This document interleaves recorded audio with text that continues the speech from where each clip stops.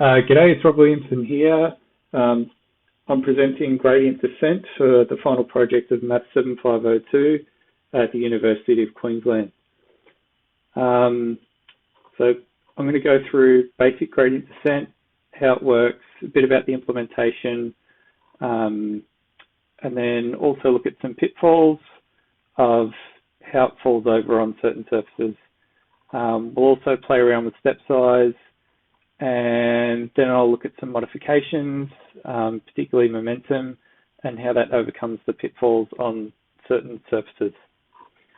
So first of all, I've implemented basic gradient descent here. So this algorithm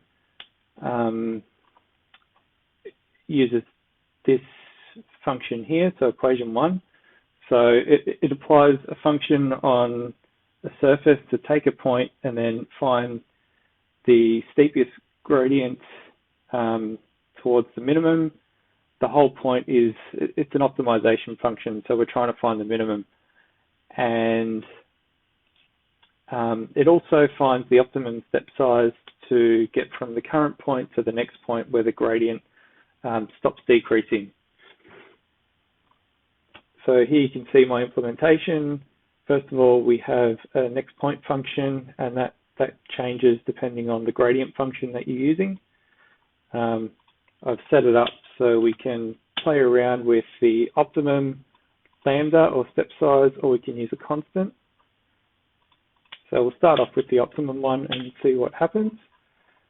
First of all, we apply that to a couple of surfaces. The first one is a circular convex surface, so it should be quite easy because the direction of steepest gradient is towards the minimum, so it should only be one step. And then we'll do it on an elliptical surface where it becomes a bit tricky because the steepest direction doesn't point to the minimum. It actually points across that direction, and you get this oscillation effect, which is quite inefficient.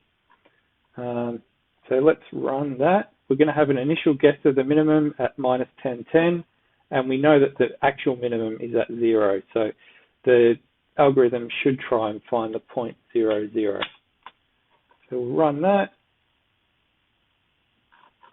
Oh, I better change that one there. So now we're using the proper lambda. And we're running, so we can see it converges in 1 iteration on the circular surface and 74 iterations on the elliptical one. And here you can see the zigzag effect where we're overshooting the direction, which is straight down, and then we zigzag across that until we get to the bottom. All right, let's see what happens if we use a constant step size for a laugh. So we'll change that over there. And then compile that function and rerun it. Ah, look at that. So now it's taking 132 iterations on the circular convex surface and 1,146 on the elliptical surface. So you can see that finding the optimal step length is very efficient, which is great, but it's a little less efficient on these elliptical surfaces. So how do we overcome that? We can use something called momentum. So momentum in the iteration actually remembers the parameters of the previous step and ensures that the direction of that we choose is similar to the last direction. So it's kind of analogous to a heavy ball rolling down the narrow valley. While the steepest gradient will push it across and to oscillate between the walls, those oscillations will be narrower and we should get there in less iterations. So let's give that a go. And I've actually played with the initial, it uses this Z term, and the Z term remembers the previous Z term, and that contains the momentum component. So it's a bit sensitive to the initial Z here. So I'll set that to 0.1, and we'll run that, compile it. You can also choose, here we don't use an optimum step size, we just pick a step size, and we also pick beta, which is this momentum coefficient, and those can actually be determined by the eigenvalues of the surface functions. which are given by these energy functions here. So you take the eigenvalues of these matrices here, and we've got these functions here which tell you the optimum step size and momentum coefficient. And now we can run this on our elliptical surface, and booyah, we get there in 28 iterations instead of 74.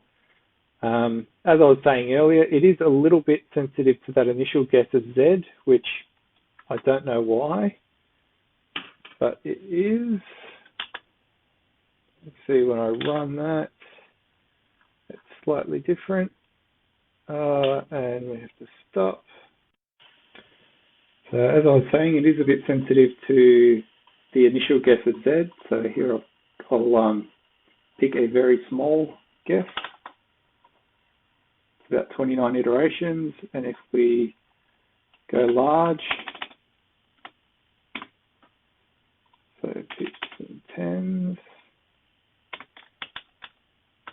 you can see it gets a bit erratic. But the moral of the story is that momentum gets us there quicker. So there are other forms of gradient descent.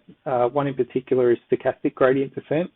The pitfall of the basic gradient descent and the momentum that we've implemented there is that each time we conduct an iteration, we have to do the calculation on the full data set.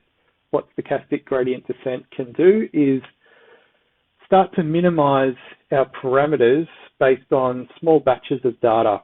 And even though it doesn't see the whole data set, it still starts to find that minimum, which is an amazing feature of stochastic gradient descent, and becomes valuable when we have to do it on very large data sets, and that can be computationally expensive. So that's gradient descent. Thank you very much, and good night.